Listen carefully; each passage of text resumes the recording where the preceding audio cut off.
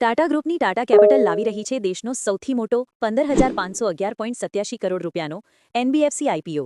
તો અપ્લાય કરશો કે સ્કીપ? સબસ્ક્રિપ્શન ખુલ્લું રહેશે 6 થી 8 ઓક્ટોબર સુધી. લિસ્ટિંગ થશે 9 ઓક્ટોબરે. પ્રાઇસ બેન્ડ છે 310 થી 326 રૂપિયા પ્રતિ શેર. લોટ સાઇઝ છે 46 શેર. મિનિમમ રોકાણ આશરે 14,996 રૂપિયા. કુલ ઇશ્યુ સાઇઝ છે 15,512 કરોડ રૂપિયા છે, જેમાંથી રૂપિયા 6,846 કરોડ છે ફ્રેશ ઇશ્યુ અને રૂપિયા 8,665.87 કરોડ ઓફર ફોર સેલ છે. ફ્રેશ ઇશ્યુમાંથી મળનારી રકમનો ઉપયોગ ટિયર 1 કેપિટલ મજબૂત કરવા, લોન બુકમાં વધારો કરવા, આઈપીઓ ખર્ચ ચૂકવવા અને જનરલ કોર્પોરેટ પર્પઝ માટે થશે. હવે છેલ્લા 3 વર્ષના નાણાકીય પરિણામો પર નજર કરીએ.